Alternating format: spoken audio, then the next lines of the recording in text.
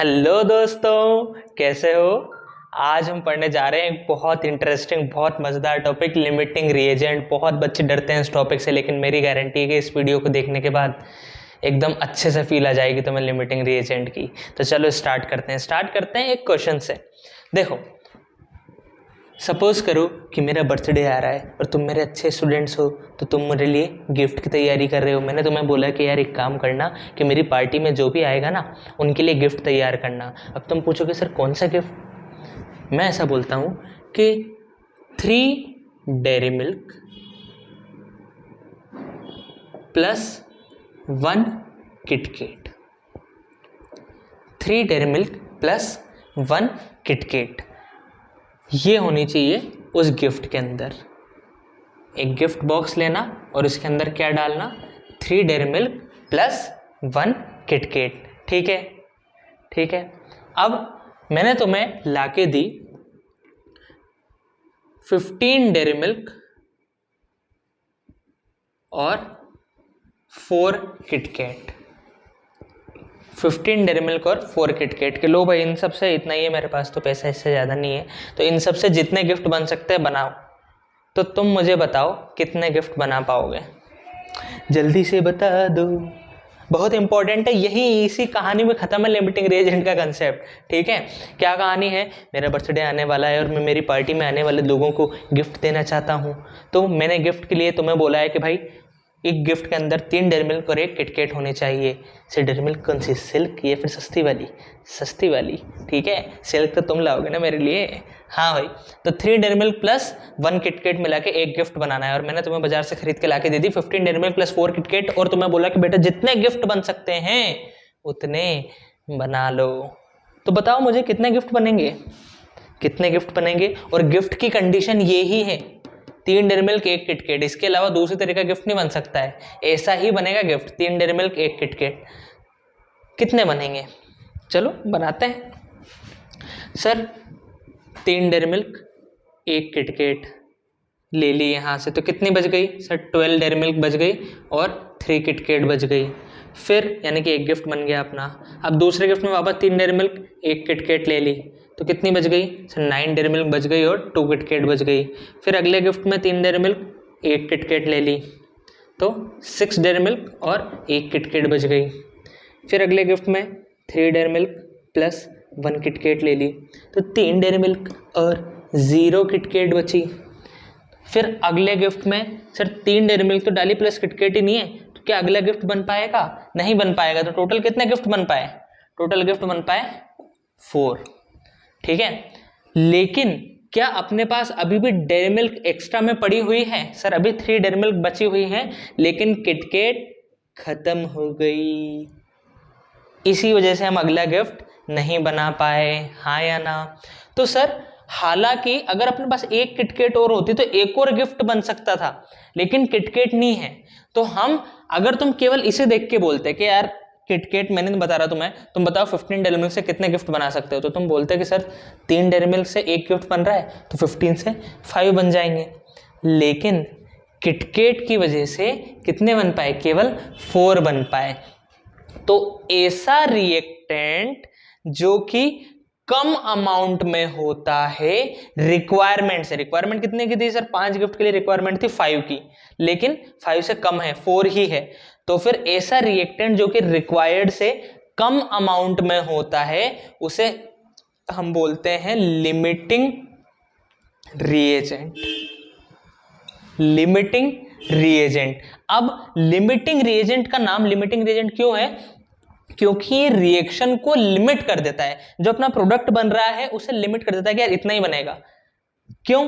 देखो 4 किटकेट थी तो 4 ही गिफ्ट बन पाए, हालांकि डेयरी मिल्क अभी भी एक्स्ट्रा पड़ी रह गई, एक्स्ट्रा पड़ी रह गई, लेकिन क्या गिफ्ट बन पाएगा उससे? नहीं बन पाएगा। ये पहले ही खत्म हो गई, किटकेट पहले ही खत्म हो गई, डेयरी मिल्क से पहले ही खत्म हो गई, तो फिर अब और गिफ्ट नहीं बन पाएगा। उसने रिएक्शन को लिमिट कर दिया कि भैया मैं तो खत्म, अब तुम्हें करनी है तो कराओ। कैसे कराए, मेरे बिना तो कर ही नहीं पाओगे।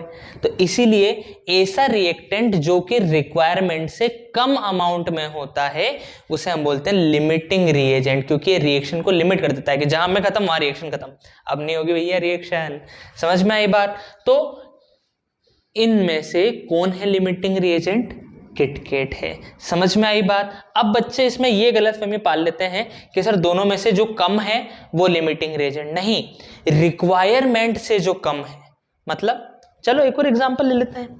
अब मैंने मेरा मूड बदल लिया कि नहीं यार ऐसा नहीं करते हैं, अब की बार वाले गिफ्ट ये का यही 3 डेयरी मिल्क प्लस 1 किटकैट। और मैंने कहा यार चलो बच्चों का काम आसान करते हैं और बाजार से 12 डेयरी मिल्क में लेके आया और 5 किटकैट लेके आया।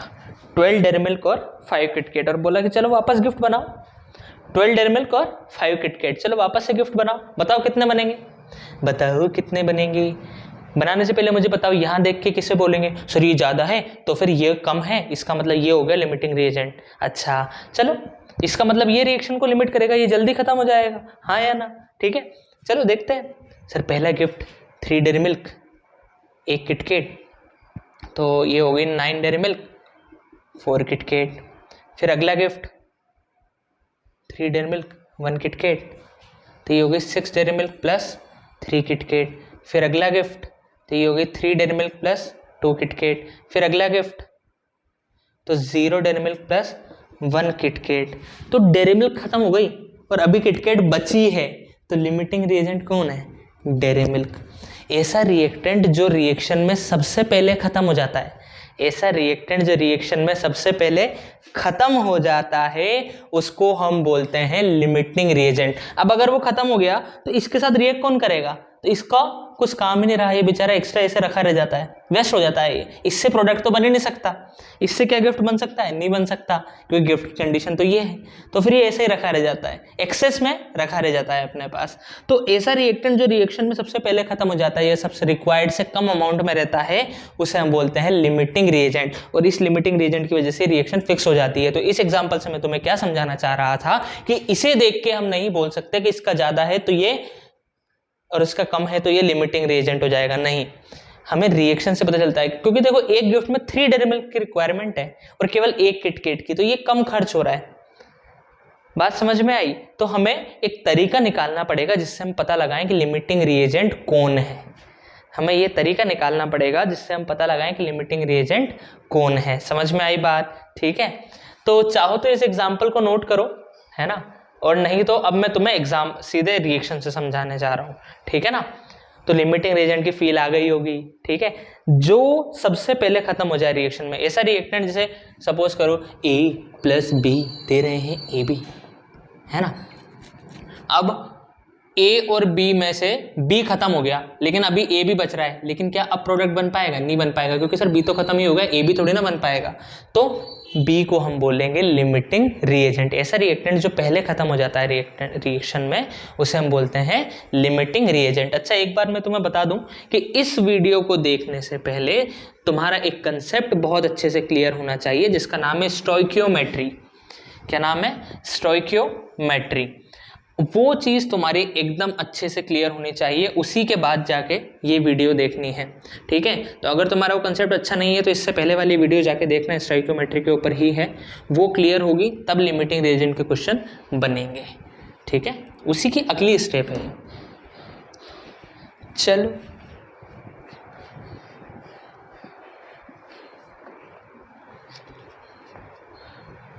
तो एग्जाम्पल ले लेते हैं। When amount of reactants is different than required by the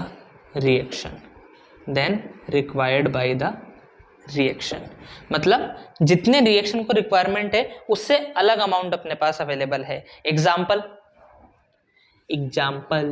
H2 + O2 gives H2O, हाँ या ना? H2 + O2 gives H2O। तो बैलेंस कर देते हैं सर 2।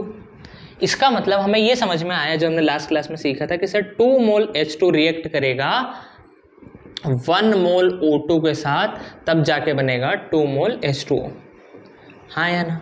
कि सर 2 मोल H2 रिएक्ट करेगा 1 मोल O2 के साथ, तब जाके बनेगा 2 मोल H2O, हाँ या ना? सर ये तो कहानी है रिएक्शन की। अब अगर मैं तुम्हें बोलूं कि अवेलेबल तुम्हारे पास मैंने दिया 4 मोल H2 और 1 मोल O2। क्या दिया मैंने? 4 मोल तो हाइड्रोजन गैस दी और 1 मोल O2 गैस दी। और मेरा सवाल है कि मुझे बताओ कि कितने मोल पानी बनेगा। ठीक है, 4 मोल H2 दी, 1 मोल O2 दिया और मेरा सवाल है कितने मोल वाटर बनेगा। बताओ, जल्दी से बताओ। देखो सर, यहां से ये बात समझ में आ रही है कि 2 मोल H2 रिएक्ट करता है 1 मोल O2 के साथ, हाँ या ना? तो सर 4 मोल H2 रिएक्ट कितने के साथ करेगा? सर 4 मोल H2 रिएक्ट करेगा 2 मोल O2 के साथ, यानी कि 4 मोल H2 के लिए रिक्वायरमेंट है 2 मोल O2 की। लेकिन अपने पास कितने मोल है O2? 1 ही है क्या? सर 4 मोल H2 के लिए रिक्वायरमेंट है 2 मोल O2 की और अपने पास कितना है O2? 1 ही है, यानी कि रिक्वायर्ड से कम अमाउंट में है। अगर इस 4 के 4 मोल H2 को अपन को रिएक्ट कराना था तो कितने मोल O2 की जरूरत थी? 2 मोल की। भाई 2 के लिए 1 की है तो 4 के लिए 2 की है। ठीक है, तो 2 मोल O2 की रिक्वायरमेंट थी, लेकिन अवेलेबल कितना है? 1। रिक्वायरमेंट से कम अमाउंट में अवेलेबल है, तो फिर O2 अपना हो जाएगा लिमिटिंग रिएजेंट। कि सर अपने को जरूरत थी 2 की, लेकिन उससे कम अमाउंट में है। ठीक है, तो when amount of reactants is different than required by the reaction। भाई रिएक्शन को कितने की रिक्वायरमेंट थी? 2 की, लेकिन अपने पास कितना अवेलेबल है? 1 अवेलेबल है। तो अमाउंट ऑफ रिएक्टेंट डिफरेंट है देन रिक्वायर्ड बाय रिएक्शन। समझ में आई बात? ठीक है, तो सर फिर 1 ही अवेलेबल है, तो हमें पता है कि 1 मोल के साथ तो केवल 2 मोल हाइड्रोजन रिएक्ट करेगा, 1 मोल O2 के साथ तो केवल 2 मोल हाइड्रोजन रिएक्ट करेगा, यानी कि बाकी जो बचा हुआ 2 मोल है वो तो बस रखा रह जाएगा। अपने पास कितना मोल है O2 का? 1।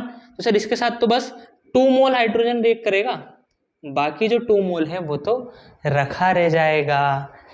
बात समझ में आई? तो बाकी जो 2 मोल है वो रखा रह गया, केवल 2 मोल ने रिएक्ट करा, और 2 मोल रिएक्ट करेगा तो कितना मोल पानी बनेगा? 2 मोल ही बनेगा। समझ में आई? तो इस O2 ने रिएक्शन को लिमिट कर दिया, इसीलिए इसे बोलते हैं लिमिटिंग रिएजेंट। तो इसके बारे में हम नोट्स में लिखेंगे। सबसे पहले ऊपर वाली लाइन लिख लो, फिर इस एग्जाम्पल को थोड़ा सजा के लिखते हैं हम। सागर की गहराई से गहरी है लिमिटिंग रिएजेंट की बातें। हाँ भाई,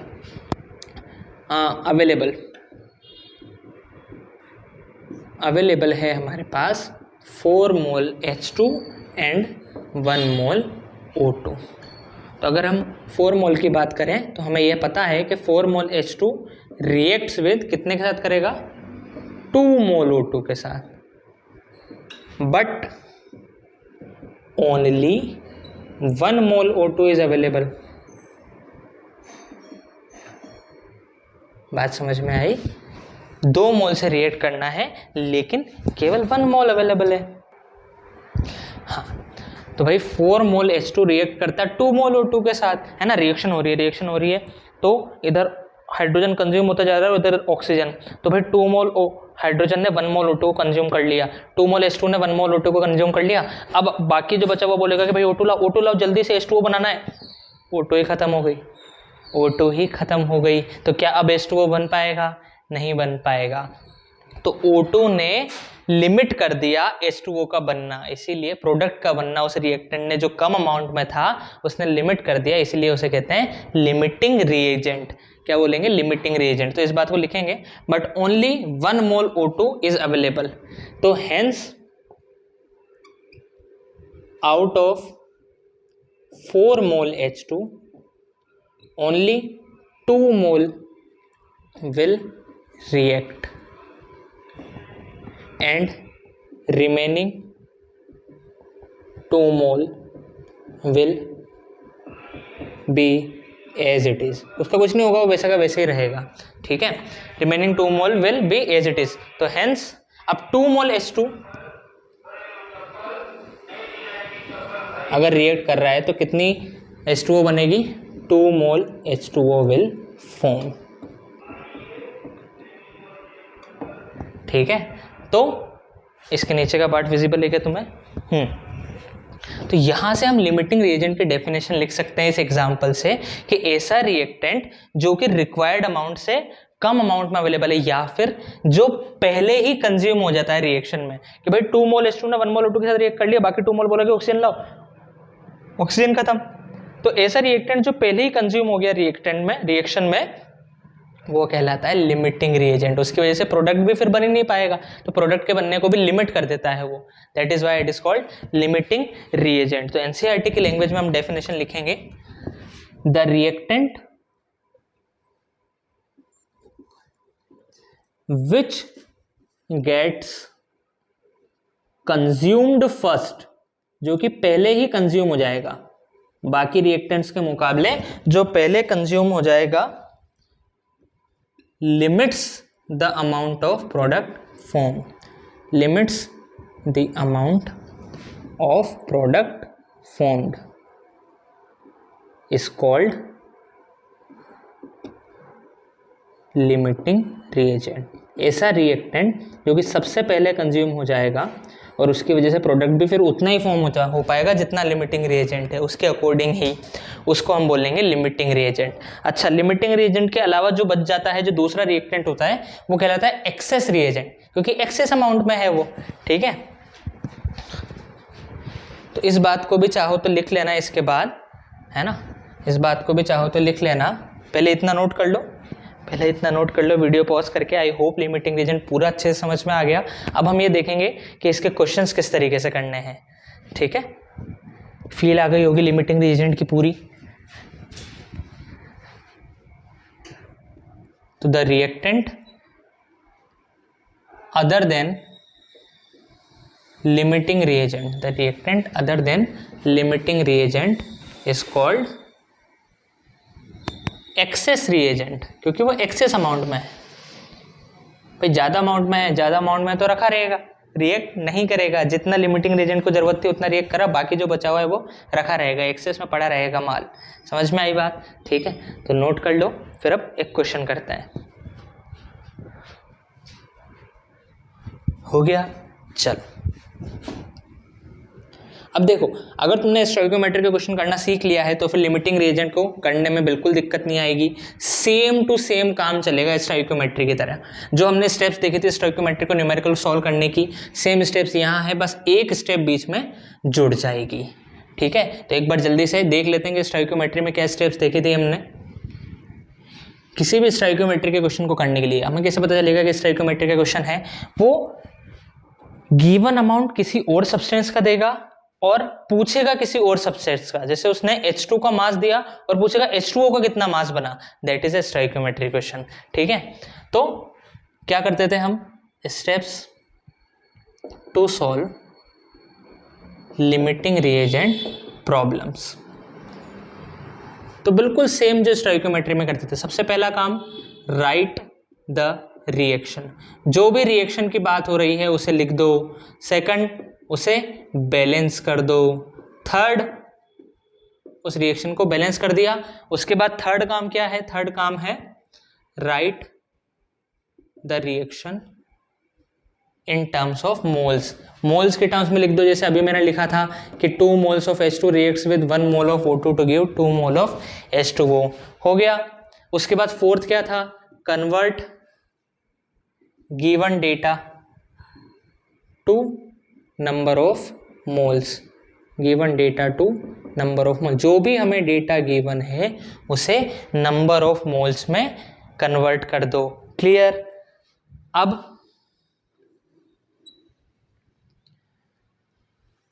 कंपेयर दैट डेटा विद 3। उस डेटा को थर्ड से कंपेयर करो and find out limiting reagent. उस डेटा को इस इक्वेशन से, इस थर्ड वाली इक्वेशन से कंपेयर करके पता लगाना है कि लिमिटिंग रिएजेंट कौन है। ठीक है, अभी क्वेश्चन करेंगे, समझ में आएगी ये बात। ठीक है, उस डेटा को थर्ड से कंपेयर करा और लिमिटिंग रिएजेंट पता लगा लिया। then limiting reagent will determine the product formed. अब लिमिटिंग रिएजेंट के जितने मोल्स हैं ना, उससे हम ये बताएंगे कि प्रोडक्ट कितना बनेगा। Limiting reagent will determine the amount of product formed. ठीक है, तो क्या डिफरेंस आया, बस ये पहले क्या होता था कि केवल एक ही रिएक्टेंट का डेटा होता था, तो हम दूसरे को मान लेते थे कि हाँ ठीक है ये उतना ही अवेलेबल है, तो फिर हम रिएक्शन करा देते थे यहीं से हम डिटरमाइन कर देते थे कंपेयर करा के कि कितना फॉर्म होगा। लेकिन यहाँ पहले हमें ये पता लगाना होगा कि लिमिटिंग रिएजेंट कौन है। ठीक है, तो चलो एग्जांपल लेते हैं।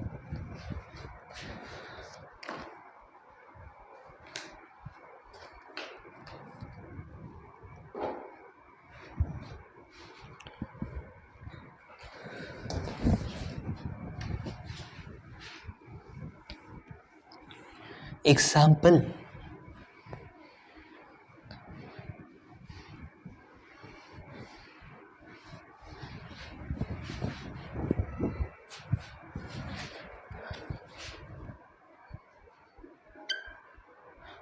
the maximum amount of BaSO4 barium sulfate that can be obtained।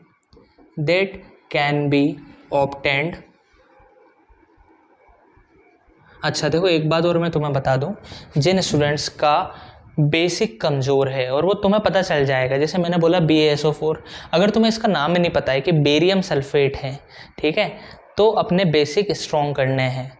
मैं एक बेसिक केमिस्ट्री की एक अलग से प्लेलिस्ट बनाऊंगा जिसमें 10th क्लास के जो इंपॉर्टेंट वीडियोस हैं वो आप लोग देख लेना, जिससे कि 11th क्लास में बेसिक में अपन को दिक्कत नहीं आए। क्योंकि अगर बेसिक वीक है तो फिर ये ऊपर वाली चीज़ें इतने अच्छे से नहीं हो पाएगी अपने कवर, ठीक है, टफ लगेगी, तो उन सबको करना है। चल, the maximum amount of BaSO4 barium sulphate that can be formed on mixing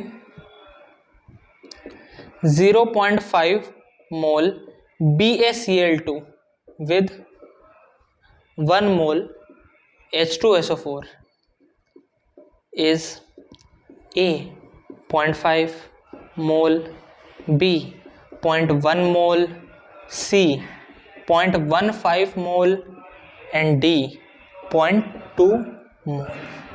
चलो, the maximum amount of BaSO4 that can be obtained on mixing 0.5 mole BaCl2 with 1 mole H2SO4। Sir पता कैसे चलेगा? स्टोइकियोमेट्री का है, given data किसी और का दिया है और पूछा किसी और का है, मतलब स्टोइकियोमेट्री का क्वेश्चन है। ठीक है, तो चलो सबसे पहला काम क्या, रिएक्शन लिख दें। सर BaCl2 को रिएक्ट करा रहे हैं H2SO4 के साथ, BaCl2 को रिएक्ट करा रहे हैं H2SO4 के साथ, तो क्या बनेगा उसने ही बता दिया, BaSO4 बनेगा। तो सर बाकी H और Cl का क्या हुआ, HCl बन गया। सर रिएक्शन बैलेंस कर देते हैं, यहाँ पे 2 लगा देंगे। बैलेंसिंग द रिएक्शन नहीं आती है, उसे मैं इस चैप्टर की प्लेलिस्ट में जोड़ दूंगा इसी वीडियो से पहले, तो वो सीख लेना। ठीक है, बहुत इजी है, कोई बड़ी चीज़ नहीं है, 20-25 मिनट की वीडियो होगी, उसे देख लेना, एक्सपर्ट बन जाओगे। BaCl2 plus H2SO4 gives BaSO4 plus 2HCl।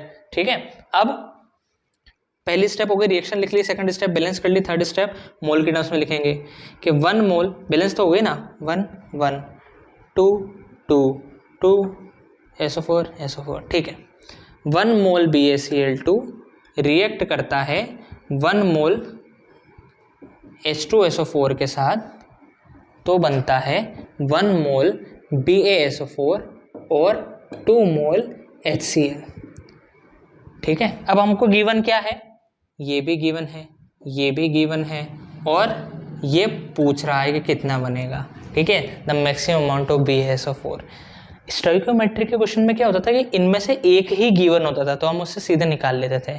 अब दोनों रिएक्टेंट का अमाउंट गिवन होगा, लिमिटिंग रिएजेंट के क्वेश्चन में दोनों रिएक्टेंट का अमाउंट गिवन होगा, तो हमें उन दोनों में से ये पता लगाना होगा कि लिमिटिंग रिएजेंट कौन सा है, और फिर उससे आंसर आएगा। तो सबसे पहला काम क्या था, रिएक्शन लिखी, सेकंड काम बैलेंस करी, थर्ड काम मोल्स के टर्म्स में लिखा, फोर्थ काम गिवन डेटा को मोल्स में कन्वर्ट करो। अब हमारे इतनी अच्छी खास बात है कि जो गिवन डेटा है वो मोल्स में ही दिया गया है, 0.5 मोल BaCl2 और 1 मोल H2SO4, यानी कि BaCl2 के मोल्स हमें गिवन है 0.5 और H2SO4 के मोल्स हमें गिवन है 1। अब मुझे एक बात बताओ, मुझे पता लगाना है कि BaCl2 और H2SO4 में से लिमिटिंग रिएजेंट कौन है। BaCl2 और H2SO4 में से लिमिटिंग रिएजेंट कौन है, ये 4th स्टेप पे आ गए अपन।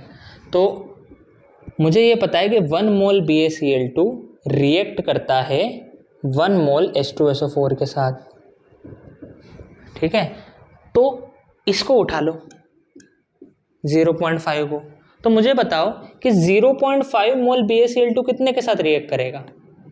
0.5 मोल कितने के साथ रिएक्ट करेगा सर? 1 मोल 1 के साथ रिएक्ट कर रहा है तो 0.5 के साथ ही तो रिएक्ट करेगा सर। 0.5 मोल BaCl2 0.5 के साथ रिएक्ट करेगा। और अपने पास अवेलेबल कितना है, ये तो आया कैलकुलेटेड, ये तो आया कैलकुलेटेड, ठीक है। एक डेटा को रखा और दूसरे को कैलकुलेट करा कि सर 1 मोल BaCl2 रिएक्ट करता है 1 मोल H2SO4 के साथ। अभी के लिए इसे इग्नोर कर दो, ठीक है, इसे इग्नोर कर दो, कोई भी एक को इग्नोर कर दो, ठीक है। अब हमेशा प्रेफर करो, एक फिक्स कर लेते हैं अपन कि पहले वाले को रखेंगे और दूसरे को इग्नोर करेंगे। तो दूसरे को इग्नोर कर दिया तो सर 0.5 BaCl2 कितने के साथ रिएक्ट करेगा 0.5, तो ये तो है कैलकुलेटेड। और अपने पास कितना है H2SO4 1। सर जरूरत थी 0.5 की, है 1, जरूरत से ज्यादा अवेलेबल है, तो ये तो हो गया। और अवेलेबल कितना है, अवेलेबल है 1, तो जरूरत से ज्यादा अवेलेबल है, तो ये H2SO4 तो हो गया एक्सेस रिएजेंट। इसका मतलब BaCl2 क्या हो गया, लिमिटिंग रिएजेंट। समझ में आई बात कि सर जरूरत से ज्यादा अवेलेबल है तो ये हो गया एक्सेस रिएजेंट, ये हो गया लिमिटिंग रिएजेंट। सर पता चल गया लिमिटिंग रिएजेंट का। अब उस इक्वेशन को लिख दो, इस वाली इक्वेशन को लिमिटिंग रिएजेंट की टर्म्स में और पूछा जिसकी टर्म्स में। तो हमें पता है कि BaCl2 है लिमिटिंग रिएजेंट, तो केवल 1 मोल BaCl2 और 1 मोल BaSO4 के 1 मोल BaCl2 से 1 मोल BaSO4 बनता है, हाँ या ना। हमारे पास कितना है BaCl2, हमारे पास है 0.5, तो 0.5 मोल BaCl2 से कितना बनेगा भाई BaSO4, सर 0.5 मोल BaSO4 बनेगा। समझ में आई बात, ठीक है। तो this will be our answer. Doubt बताओ, डाउट बताओ इस चीज़ में, ठीक है।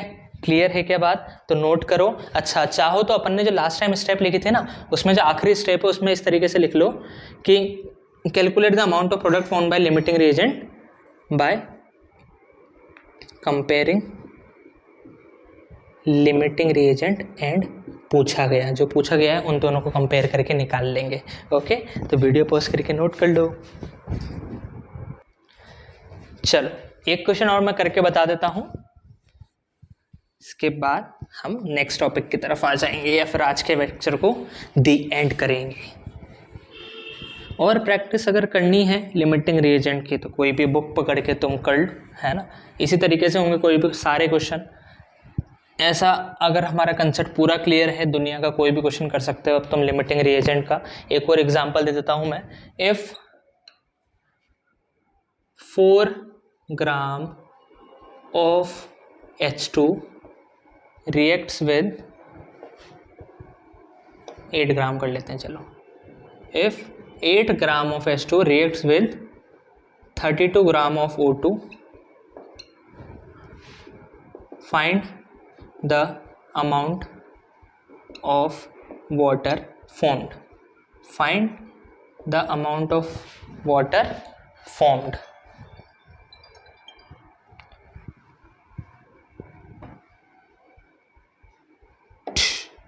Option A 9 gram, option B 18 gram, option C 27 gram, option D 36 gram. चलो करके बताओ मुझे। वीडियो पॉज करके खुद से ट्राई करो, जो स्टेप्स बताई है उन्हें फॉलो करो, अपने आप होगा, ठीक है। सबसे पहले स्टेप क्या है सर, रिएक्शन को लिख लें। H2O2 के साथ रिएक्ट कर रहा है और वाटर बन रहा है, तो H2 रिएक्ट्स विद O2 बनता है वाटर।